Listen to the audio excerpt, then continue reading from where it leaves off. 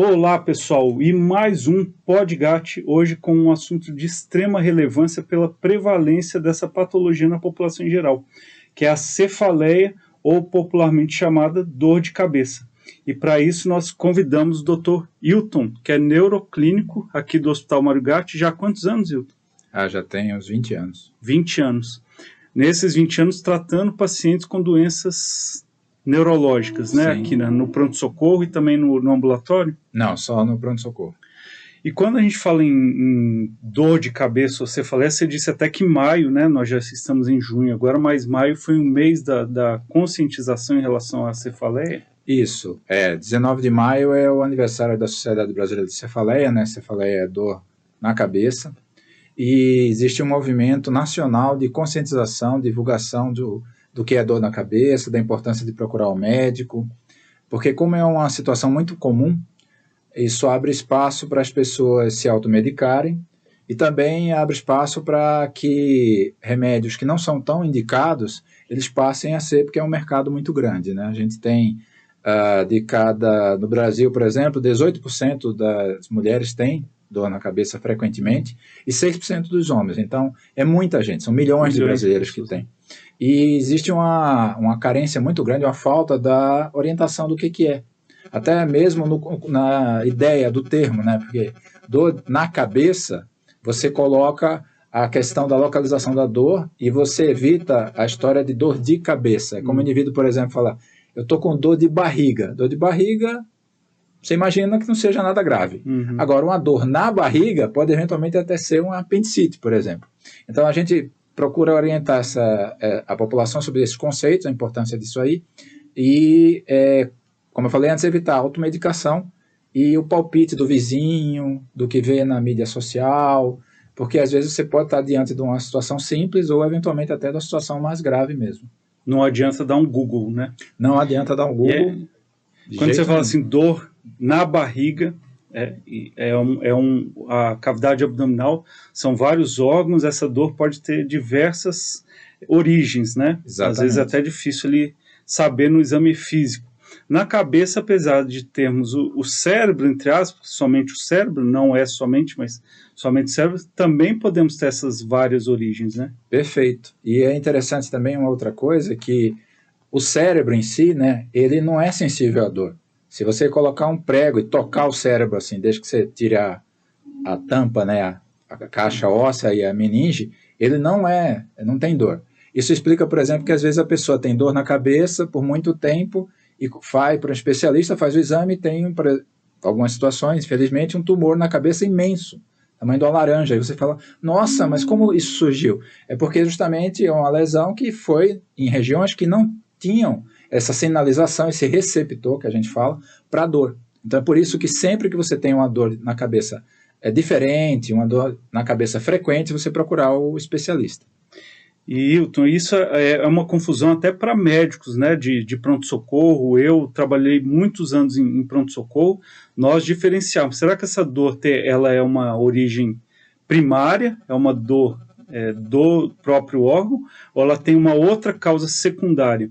Como que a gente faz essa diferenciação de uma melhor maneira? Define assim, dor primária é a doença em si. Então, por exemplo, a enxaqueca, a migrânia, né, como falo, são sinônimos, né, é a dor em si. Então, ela é a dor, ela que dá mal-estar, dá náusea, vômito, dói bastante a cabeça. 18% das pessoas, quer dizer, de cada 5, uma que vai num pronto-socorro, ele vai por causa de dor na cabeça. Então, no pronto-socorro, que é o cenário que você citou, é muito importante. Quer dizer, a gente está falando de uma situação que é muito comum na população, nas pessoas de modo geral, no mundo inteiro. E estamos falando também de uma situação que o médico generalista, que está no pronto-socorro, na linha de frente, como fala, ou mesmo na UPA, ou mesmo na medicina de saúde de família, ele vai lidar. Não é uma situação rara, de jeito nenhum. E essa diferença é muito complicada às vezes, porque na própria graduação, quando a formação do médico, isso não é muito enfatizado, né? A gente está fazendo um estudo nacional agora, por exemplo, que a gente vai apresentar no Congresso Brasileiro aqui em Campinas, neurologia, que mostra a carência. O médico não é treinado. A gente fez uma comparação, por exemplo, com dor no tórax, que todo mundo tem. As pessoas têm, né? É infarto. Todo mundo pensa isso. A população em geral e o próprio médico. Dor na barriga, às vezes, como a gente falou antes, apendicite, todo mundo já ouviu falar de alguma coisa de apendicite. Agora, dor na cabeça como a causa mais grave é um pouco mais difícil. E o médico muitas vezes não é treinado para isso aí. Então, na campanha, né, que a gente faz anualmente, a gente divide tanto no contato com a população, que é o que a gente fez no ambulatório da PUC, e no Taquaral também. A gente atendeu 1.000 pessoas, com orientação sobre a importância de procurar um médico, e a mensagem da campanha é assim: 3 é demais. Isso quer dizer o quê? Se você tem 3 vezes dor na cabeça no mês, por 3 meses seguidos, alguma coisa está errada. Pode ser uma situação simples até, pode ser uma situação grave. Nessa situação, em vez de ficar procurando dicas nas mídias sociais, no Dr. Google, ou com a vizinha, um chá, etc., procure um especialista, vale a pena. Não digo que seja fácil, rápido, porque a demanda é muito grande, mas isso pode até salvar uma vida, no caso. Uhum. Então é muito importante fazer isso. Quando se fala em 3 episódios, em 3 por semana, ou no mês, por 3 meses, isso. A gente começa a ficar próximo da dor que seria crônica. Mas exatamente. Qual seria essa diferenciação do agudo e do crônico? Existem 2 questões, né? Assim, a gente sempre pensa na dor de cabeça quando ela acontece isoladamente. Então, aconteceu, beleza. Só tomar cuidado que, por exemplo, se uma mulher, isso é comum, tem migrânia, tem enxaqueca. Ela já tem enxaqueca quando chega perto da menstruação, porque tem aquela questão do hormônio feminino, ela tem aquela dor. Mas se essa mesma mulher, que já tem essas dores há muitos anos, tiver uma dor diferente, ela já precisa procurar um especialista, porque tem alguma coisa errada. Então, as pessoas ficam investindo, procurando soluções. Mas é por causa do estresse. É por causa... Às vezes, na emoção negativa da dor. Às vezes, na emoção positiva da dor. Tem um colega de Fortaleza que ele contou que ele atendeu um ganhador da Mega Sena. Ganhou muito dinheiro na Mega Sena. Ele já tratava por enxaqueca antes. Depois do prêmio, ele viajou, ele curtiu, etc. E a dor continua mesmo. Então... O dinheiro não traz felicidade, mas também a felicidade e o dinheiro não vão tirar a dor na cabeça. Então, essa questão a gente fala de psicologismo, toma cuidado com isso. É lógico, se você está mais cansado, você pode ter uma dor na cabeça, enfim, tem insônia, dor no peito às vezes, né, ansiedade, mas não que isso é a causa. Que é uma coisa importante, só aproveitar o espaço, a população confunde muito isso, né? Quando a gente está preocupado, etc., e você tem diabetes, o seu açúcar sobe. Mas você não vai dizer que o açúcar é alto, o diabetes é alto por causa do estresse. Ninguém vai falar isso aí. Você vai entender que houve um desequilíbrio ali e vai resolver. Quem tem pressão alta, a mesma coisa. Teve uma notícia, perdeu um parente, pressão subiu. Tá, mas todo mundo entende que é uma situação que é um complicante, um agravante, mas não é a causa. Mas migrânia não. Migrânia, todo mundo acha que é a causa. E aí é que está o problema, aí é que mora o perigo. Primeiro que a pessoa que tem migrânia fica sem tratamento. E hoje em dia a gente tem tratamento muito eficaz, extremamente eficaz. Tanto dentro do contexto do SUS, quanto ainda vai chegar ao SUS, mas tem medicações de última geração que fizeram uma revolução no tratamento da migrânia hoje. E além do mais, se for uma situação mais séria, aí tem que tratar mesmo, né? Wilton, a gente aqui, nós vamos chegar nos leigos e também profissionais, né?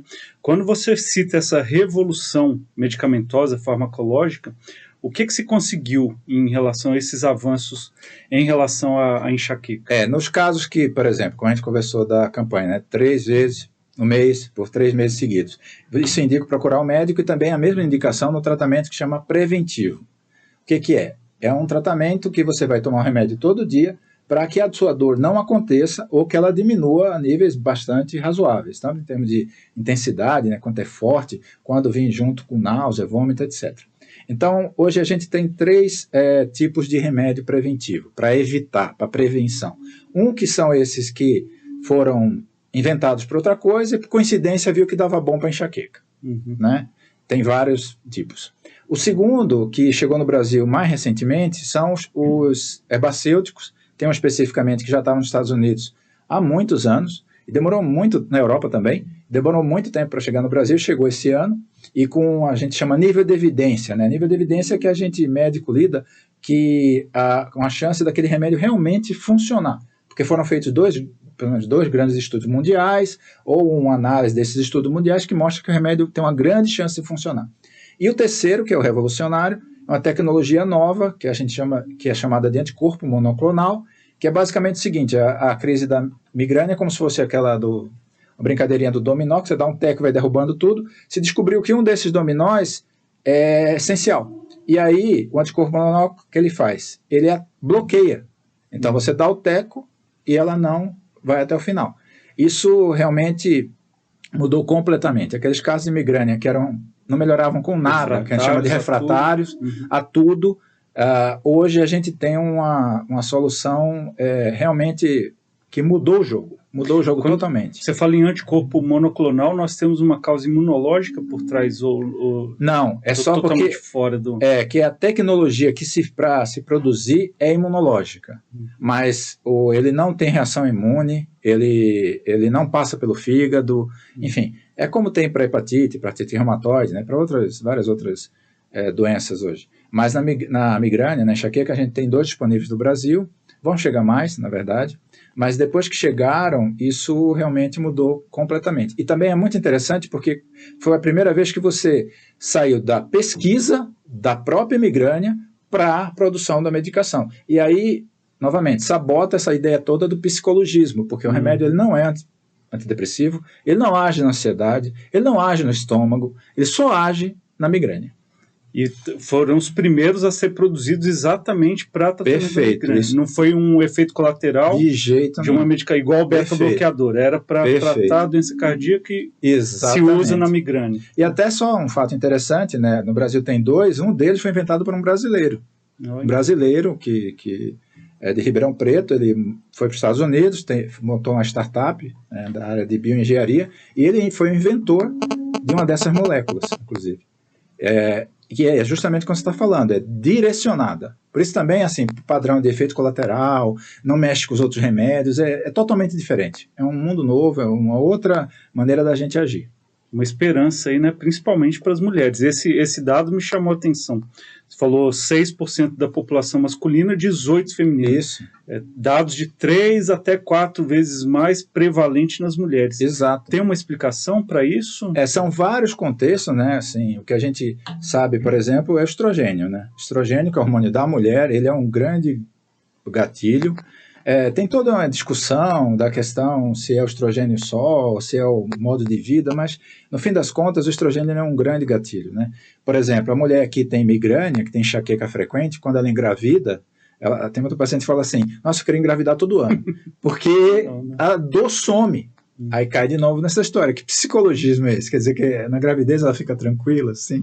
Não, não é. Então, porque os níveis de estrogênio caem, a progesterona aumenta, então isso dá uma estabilidade à mulher, ela passa muito bem. Então, o estrogênio aí é um grande vilão.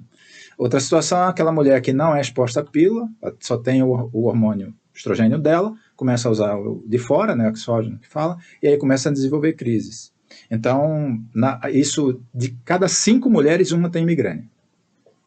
Então, e aí afetando mulheres jovens, idade produtiva, criando filhos pequenos nessa idade. Então, é um impacto muito grande. É um impacto na vida dessas pessoas e um impacto para a sociedade também, Perfeito, né? No laboral, porque são pessoas jovens que trabalham, produzem. Isso. Muitas vezes tem que se afastar do trabalho, né? Isso aí, e o afastado do trabalho, né, que fica ausente. Incapacitante, talvez. Isso, né? Absenteísmo, e também tem, dentro do que você falou do incapacitante, o presenteísmo, que é aquela história: você está no trabalho, mas não está rendendo. Uhum. Você está lá porque não pode faltar, você está lá porque tem compromisso, mas você não está rendendo porque a dor não deixa. Então, isso tudo já está muito bem corroborado, assim, é muito provado, sólido, são dados muito... de pesquisas que não tem o que discutir, milhares de pessoas no mundo inteiro. Então, esse impacto, né, que até a Organização Mundial de Saúde ela reconheceu alguns anos atrás, e fez um outro estudo agora mais recente, comprova isso, que a pessoa está lá no trabalho, mas ela não está rendendo. E ela está em desvantagem aos seus colegas, seus pais, né? Exatamente. Eu penso num aluno, alguém que está prestando uma prova. Né? Pois é, muitos pacientes vai ser o mesmo. Assim. Perfeito, exatamente. E tem uma idade, assim, de onde essa prevalência começa a se tornar mais evidente? É interessante a história do estrogênio de novo, porque o que acontece? Na infância, menino e menina, tanto faz. A prevalência, a ocorrência da migrânia, da enxaqueca, ela é igual. Só que quando começa a puberdade, que aí os hormônios femininos, os hormônios de modo geral, né, no caso das mulheres femininas especificamente, começam a atuar, então as mulheres disparam.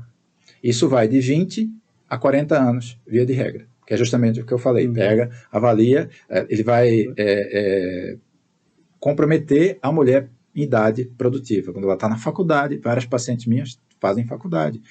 Uma faculdade, por exemplo, como medicina, odontologia, que são o dia inteiro, várias provas, e aí você não rende. Você não rende o que você poderia render. Está em desvantagem mesmo. E algumas dessas, quando entram, por exemplo, têm acesso ao anticorpo monoclonal, a mudança é incrível.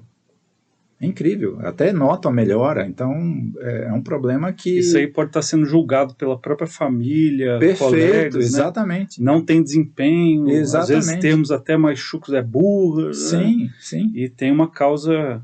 Sim. Que é primária, né, uma enxaqueca, mas uma causa secundária para esse desempenho fraco. Como eu falei, porque assim, quando surgiram essas medicações, elas não têm nada a ver com nenhum outro dos gatilhos. É o queijo, é o vinho, é não sei o que. Não. Ela é na sequência da dor. Então, realmente, não tem mais dúvida disso. Ô, Hilton, quando nós falamos de dor crônica, aí tem cefaleia tensional, deve estar um pouco associada ao estresse, ao comportamento no dia a dia, e algumas outras também, né? Algumas dessas podem acordar o paciente, ele já dormiu e acordar com dor de cabeça, isso é normal? A cefaleia do tipo tensão, que a gente fala, ela é a mais comum do mundo. Na verdade, a cefaleia do tipo tensão é a doença mais comum do mundo. A primeiro lugar é cárie, no mundo, vários estudos, inclusive da OMS. Segundo lugar é a cefaleia do tipo tensão. Por muito tempo se achava que era só a questão de ansiedade, estresse e tal. Mas hoje a gente sabe que a cefaleia do tipo tensão, essa tensão, a palavra, né, é do músculo, tensão muscular. Tem vários estudos, experimentos, né, tem aquela história do bruxismo, né, de ranger os dentes, por exemplo, e já foi feito estudo de pessoas que não tinham cefaleia do tipo tensão, elas foram no laboratório e foram obrigadas a mascar chiclete e fazer um experimento de ranger os dentes, e dependendo do tempo que eles faziam isso, eles desenvolveram cefaleia do tipo tensão, sem nenhum problema psicológico, nem passar nenhuma fase ruim da vida. Então a gente usa mais apropriadamente hoje a cefaleia do tipo tensão para essa questão muscular. E óbvio, se você dorme mal, se você está estressado, a parte muscular também, ela então, sofre. esses pacientes muitas vezes têm dores aqui na região cervical, exatamente. Face, exatamente, né, isso, exatamente. Dirigir, por exemplo, começa a forçar aqui essa musculatura. Então isso é muito comum. Então hoje, 90% da população, né, eu já tive, com certeza, você também, tem uma cefaleia do tipo tensão, isso é muito frequente. Mas a cefaleia do tipo tensão, apesar da frequência, não é ela que faz a pessoa procurar o hospital. Quem faz procurar o hospital ou é a migrânia, a enxaqueca, ou algum tipo de dor que, como a gente falou no início, é secundária a uma outra doença. Pode ser uma sinusite, que via de regra não vai matar ninguém, mas pode ser uma doença mais grave, como sangramento cerebral. E aí a situação complica. Quando a gente pensa em dor na cabeça, ela pode ser fraca, moderada e forte, né? Isso. Quando que a gente classifica essa dor de moderada ou forte? Isso é ótimo. Excelente pergunta. Até porque é o seguinte, a gente tem uma noção, na verdade, precisa desconstruir um monte de conceito, né? Então, a dor forte sempre é grave. Isso não é verdade. Você pode ter um aneurisma cerebral, que é um vaso na sua cabeça que está dilatado, ele romper um pouco, babar, né? Sangrar um pouquinho, e a dor não necessariamente vai ser forte. Ela vai ser de repente, mas não vai ser forte. Enquanto que você tem enxaqueca, que característica dela é ser moderada a forte. Então, isso o fato de ser forte não quer dizer que é grave, e vice-versa. Né? Então, a primeira questão que precisa ser esclarecida é isso aí. O que a gente leva em conta são outros fatores que a gente faz o treinamento médico também, né? E da população para que procure auxílio médico. E esse médico, quando avaliar o paciente, saber o que ele está fazendo. Essa questão da intensidade é assim, a gente considera de acordo com o impacto no trabalho. Então, por exemplo, se eu tenho uma dor leve, eu consigo estar conversando com você agora, fazer meu trabalho, tudo bem, tá lá. Eu às vezes nem uso analgésico. Se é moderada, ela já começa a atrapalhar. Meu rendimento já não é o mesmo. Então, sei lá, o chefe passa um uma empresa, eu passo algum projeto para tocar, eu já não consigo fazer aquilo, eu tenho que usar um analgésico. E a forte, ela atrapalha bem, e a incapacitante, que é o grau 4, o nome diz, incapaz. Você não consegue ficar no trabalho, você tem que se afastar. Então, a gente classifica dessa forma. Aquele momento que o paciente tem que ir para o quarto, deitar, não ouvir nada, não ter som, luz, nada que possa... Exatamente. Esse é o grau 4, que é incapacitante. Ela não é capaz para a família. E aí também é aquela questão, né, do impacto, né? No impacto não é individual só, impacto na família. Sim, Tem paciente, por exemplo, que vai madrinha no casamento, está no casamento, a melhor amiga e tal, e está muito mal. Muito mal. Na vida cotidiana, diária. Sim. Precisa pegar um filho na escola, exatamente, fazer as atividades não só do trabalho, em casa também. É aquele tipo de doença que a maioria das vezes, você fala, mas não vê pela quantas pessoas ela mata. Mas o que, na verdade, o que ela faz é roubar tempo, né? E tempo não se repõe. Ninguém compra tempo. E aí vira até, sair um pouco da questão mais séria aqui do profissional desse podcast, mas até popularmente, quando a mulher fala, o marido quer ter uma relação e a mulher fala, hoje não, estou com enxaqueca, né? Isso virou até um fator de piadinhas, né, em relação a isso, mas é a maior realidade, né? Porque se acomete 1 em cada 5 mulheres e ela é crônica e acontece várias vezes no mês, isso é absolutamente passível de ser verdade. Assim, a gente, ainda bem, evolui com tecnologia, né? Mas a informação precisa ser compartilhada e chegar, principalmente numa situação frequente, à população. Porque não adianta a gente estar aqui conversando, né, dividindo o nosso saber científico e a população completamente alijada ou, como acontece, acessando mídias sociais de conteúdo muito discutível. Nosso objetivo é isso, trazer um especialista aqui que possa levar esse grau de informação em todas as redes, né? Exatamente. Várias.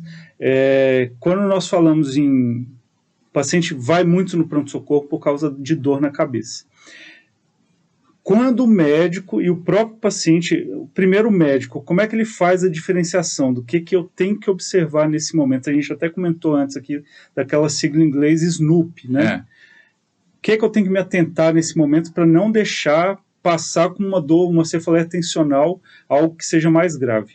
É uma coisa que é muito importante entender também, a gente que é médico, né, a gente trabalha no pronto-socorro, muitas vezes muitos pacientes e tal, você com treinamento, um atendimento rápido não necessariamente é ruim. Você pode fazer um atendimento rápido e ser um atendimento bom. Por exemplo, na dor torácica, né, na dor no peito, a gente tem um monte de mnemônico, né, o ABCD, o HEART e tal, que você consegue fazer um atendimento rápido e bom, rápido, que pode dar um diagnóstico adequado e resultar no tratamento perfeito.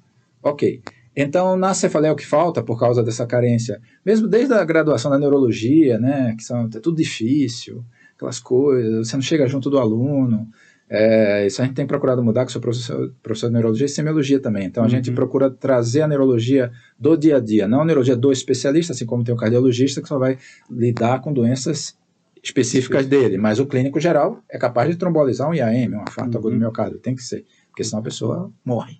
Então, no mesmo modo, a dor na cabeça, o clínico que está na porta, ele tem, com um bom treinamento, tem de ser capaz de diferenciar uma coisa da outra. Então, por exemplo, o que a gente sabe, tem o SNOOP, né, que foi desenvolvido na Mayo Clinic, há muitos anos atrás, 97, se eu não me engano, e era muito fácil, né, que é o personagem Snoopy.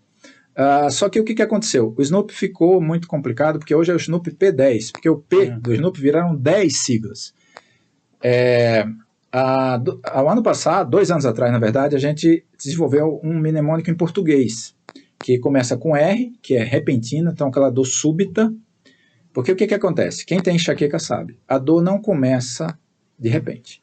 Você já começa a sentir mal-estar, sentir que está meio ruim, às vezes o estômago pega ou não, começa a bocejar, olha o alimento, já fica aí, vai me dar dor na cabeça. Então, quem tem migrânia, pode ser uma migrânia extremamente forte, que te leve para o pronto-socorro, que precisa de uma medicação na veia, sabe que essa dor não começa em segundos.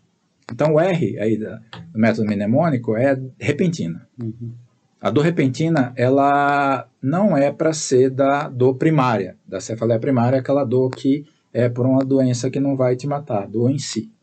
A outra coisa é a idade. A gente falou antes, né, que a migrânia ela começa principalmente dos 20 a 40 anos. Então, a outra regra, que está no SNOOP, está no método mnemônico também em português que a gente criou, é a idade. Acima de 50 anos não é idade para começar a enxaqueca. Alguma coisa errada. Homem ou mulher, tanto faz. As cefaleias primárias, elas têm idade para começar. 50 anos não é para você ter migrânia. A primeira dor não é. Isso não é.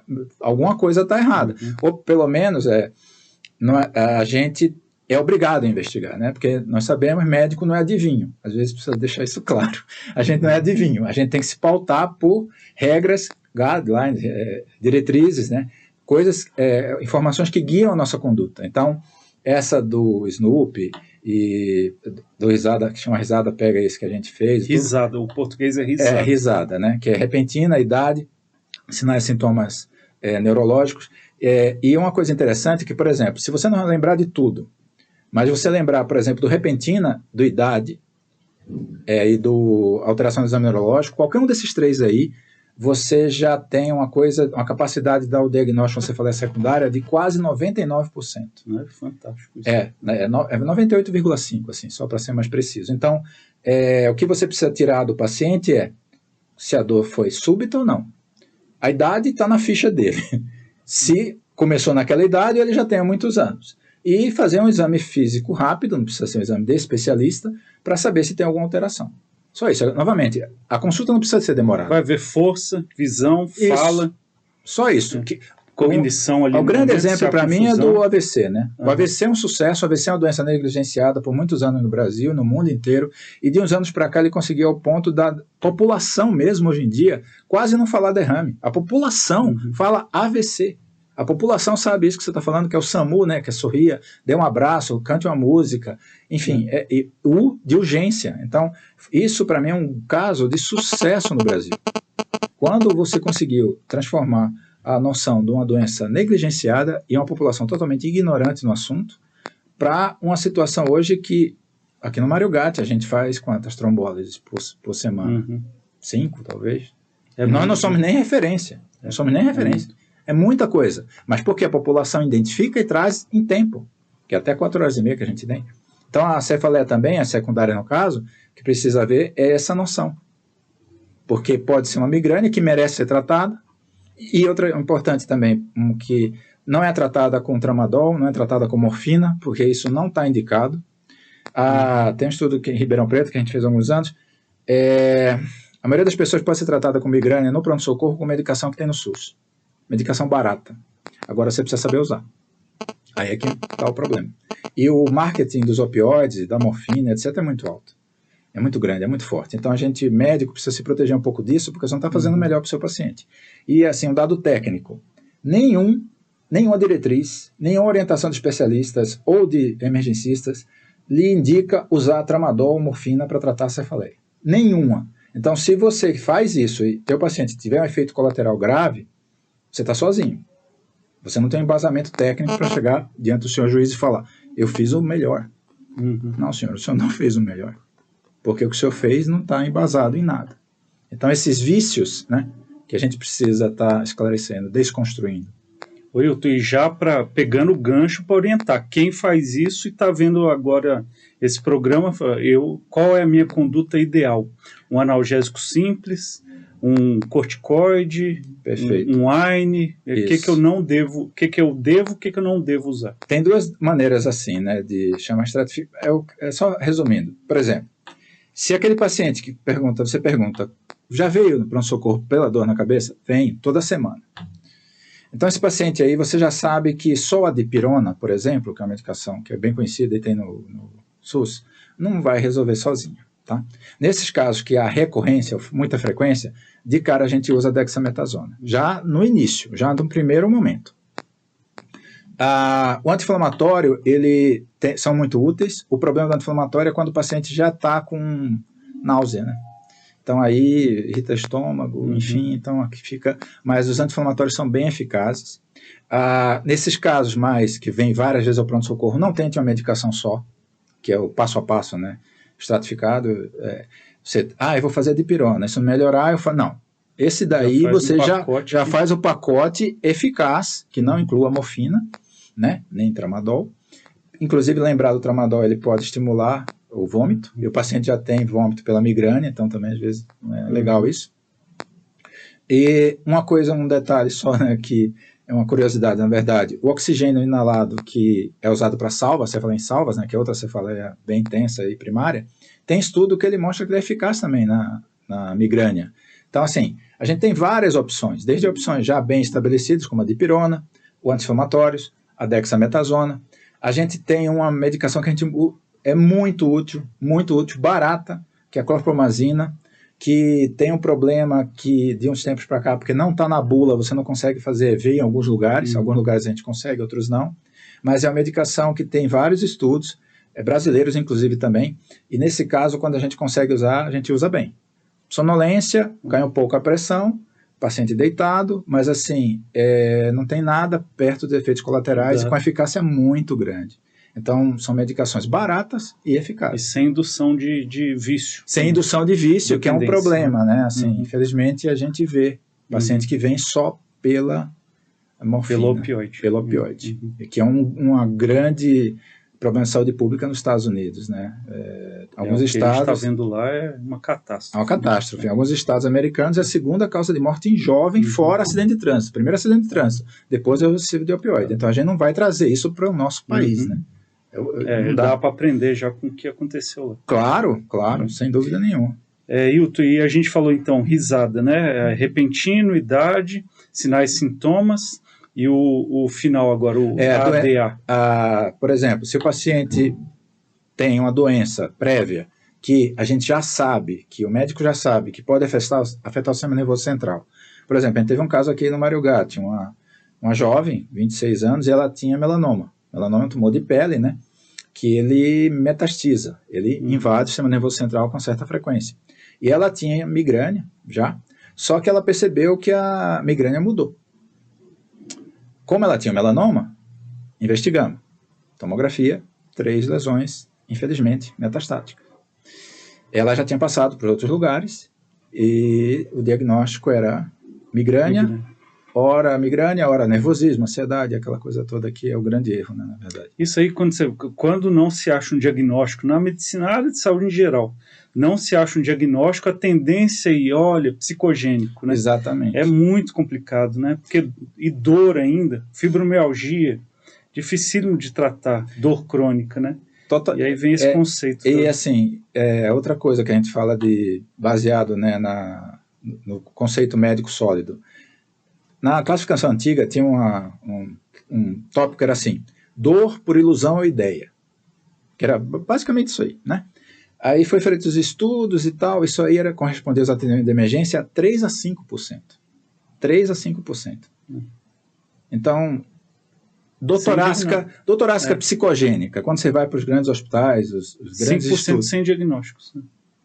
Entende? Então, assim, e o que você está se baseando para, no jeitão, como fala, diagnóstico de jeitão, olhar a paciente dizer, não, isso aí é psicogênico. Em que você está se baseando? De novo, se der ruim, você vai ficar sozinho. Eu falo, e principalmente quando tem múltiplas passagens pelo pronto-socorro, é hora de olhar com mais atenção, né? Que ali deve ter algo. Sem dúvida. Bom, aí tem o D e o A, a doença prévia, né? São as doenças prévias, aí o inteiro, né? Que é o PEGA. Por exemplo, gravidez, que a gente falou, que é o G, né? A gravidez não é um momento de começar a dor. Como a gente disse, devido à estabilização dos hormônios, a migrânia, ela melhora. Às vezes a paciente tem no primeiro trimestre um pouquinho, mas depois, como eu disse, várias pacientes falam, eu queria engravidar todo ano. Então, dor de cabeça começa na gravidez, merece uma investigação. Merece um especialista, porque até cria um certo problema pela questão da tomografia, que é raio-x e está grávida, enfim, aí precisa talvez uma ressonância ou não, aí tem todo um manejo que é feito. E a depressão, a imunodepressão, então, por exemplo, o paciente tem HIV. Todos os consensos internacionais, cefaleia nova em paciente HIV, precisa investigar. Ah, não, mas é leve. Ah, não, mas tem jeitão de cefaleia do tipo tensão. Não interessa. O outro é depressão também da imunidade, neoplasia. Tem um paciente até que pai de uma enfermeira aqui do hospital, que ele trouxe, veio muito a contragosto, um senhor, ele tratou de CA de pulmão em outro serviço muitos anos atrás e tinha com a cefaleia do tipo tensão, com cara de cefaleia do tipo tensão. Mas era uma cefaleia nova, ele tinha 58 anos, tinha começado depois de 50. A regra é clara, depois de 50 a cefaleia nova se investiga, novamente, metástase de novo. Então, mas era leve, ele nem usava nem analgésico para dor.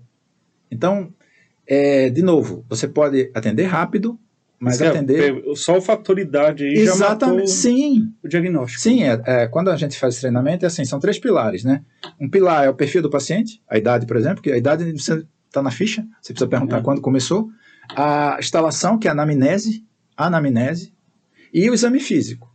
Se qualquer um desses 3, que é o que eu falei, que chega a 99%, né, de sensibilidade, eles derem alterado, você já tem uma chance de acerto, de indicar uma avaliação com o especialista, de fazer um exame na cabeça, é muito grande. Porque, só é importante falar que a maioria das pessoas que tem a dor na cabeça, elas não precisam de uma tomografia, que é uma coisa importante. Porque hoje em dia todo mundo acha que precisa. Os exames para migrânia, os exames que a gente faz no dia a dia, no Mário Gatti, em qualquer hospital do Brasil e do mundo, eles são normais. O que a pessoa precisa é um diagnóstico médico. Então, porque um outro lado dessa história são as pessoas que ficam colecionando tomografias, colecionando ressonâncias. E, mas não pediu nada para mim, eu já fiz 3, vai que uma quarta dá alguma coisa. E fica eternamente onerando o SUS, onerando o seguro-saúde, as cooperativas, enfim, com exames totalmente desnecessários. Então, é melhor investir no treinamento, na conscientização, para saber quando o exame é útil e quando ele é uma coisa a mais que vai só irradiar a pessoa, aumenta o risco de câncer e absolutamente não vai trazer nenhum efeito, totalmente desnecessário. Não muda tratamento, não muda diagnóstico. E para que a gente possa desconfiar da secundária com esse método aí, nós podemos pensar em febre, meningite, tem dor, cefaleia também, tumores e o AVC. Acho que de todos esses que eu falei, tem algum outro importante também? Que assim, por exemplo, o grande vilão é a hemorragia subaracnoideia, né? É a ruptura aneurismática. É a dilatação do vaso que ele rompe. Um AVC hemorrágico. O AVC hemorrágico é a hemorragia subaracnoideia, né? Não aquela por pressão alta, por hipertensão, mas aquela por causa da dilatação, que a pessoa não sabe que tem. A manifestação depois da 4ª década, mais ou menos.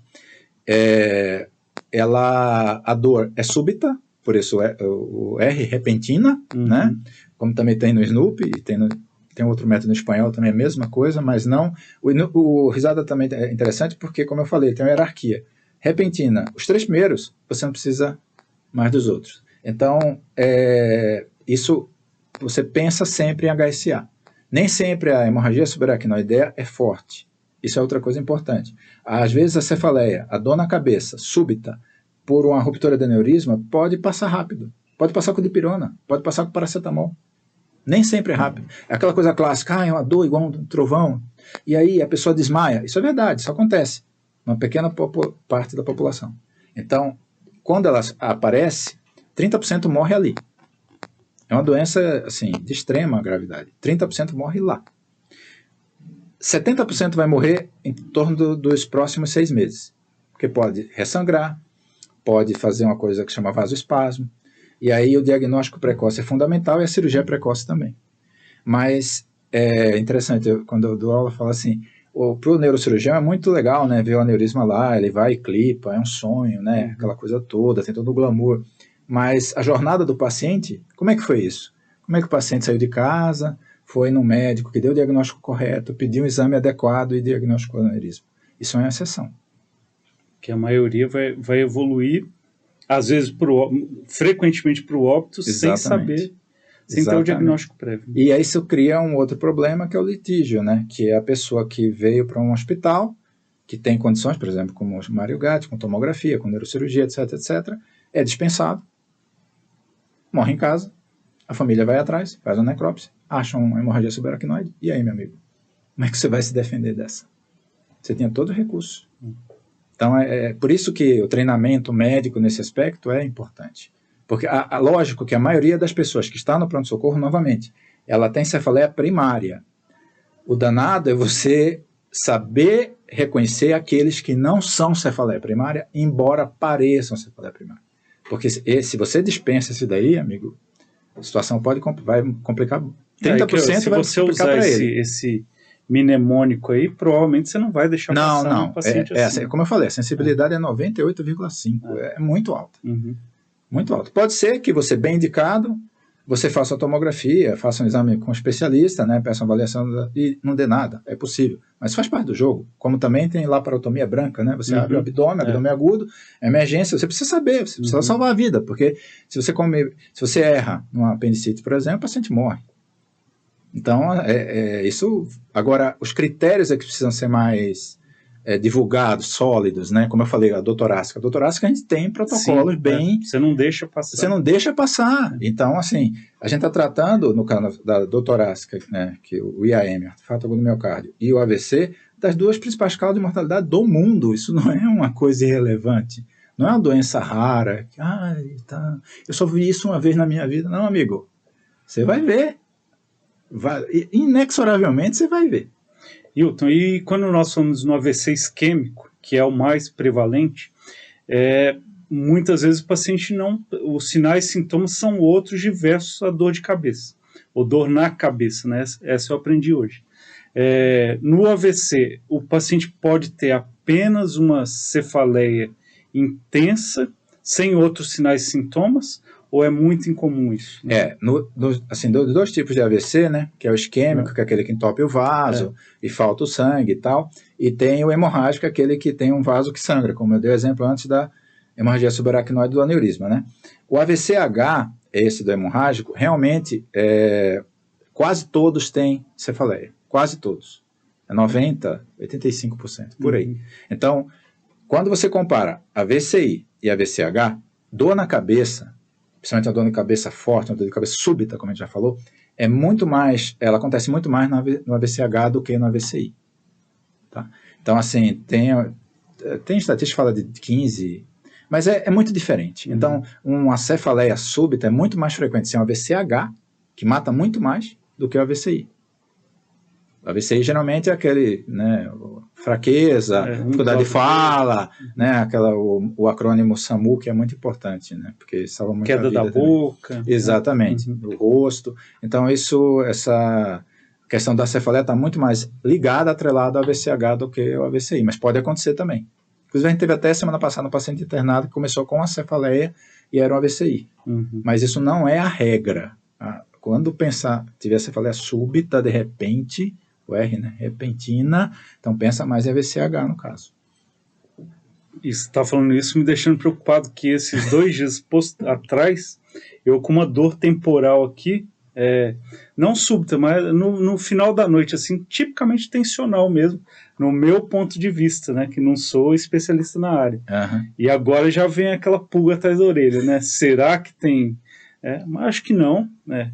E quando nós falamos disso no pronto-socorro, a quantidade de pessoas que vêm com cefaleia, a população tem que ter essa ciência também, né, de que nem toda cefaleia, aliás, a maioria não vai ter esses sinais e sintomas, essas características que seja necessário fazer uma tomografia naquele momento, né, o tratamento é outro. Né? Exatamente. Só que a construção do caminho do bem aí é a população estar atenta, o médico bem treinado, quando for preciso, o serviço tem que estar equipado, mas realmente, isso é a exceção. A regra é que a maioria vai ser uma cefaleia primária, que é aquela que é a dor em si. Só que mesmo essas pessoas merecem, né, um tratamento adequado.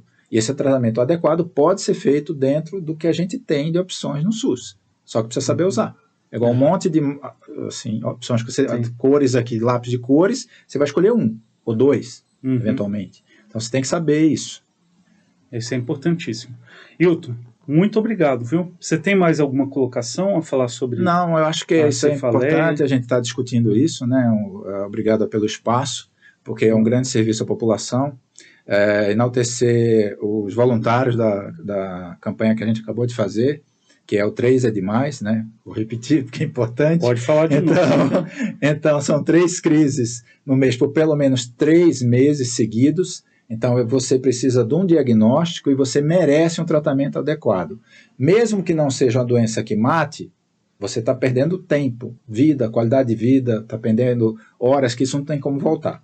Se for uma cefaleia secundária, ou seja, uma doença que pode ser desde uma sinusite, que é secundária também, ou até um tumor na cabeça, precisa também, obviamente, de um tratamento.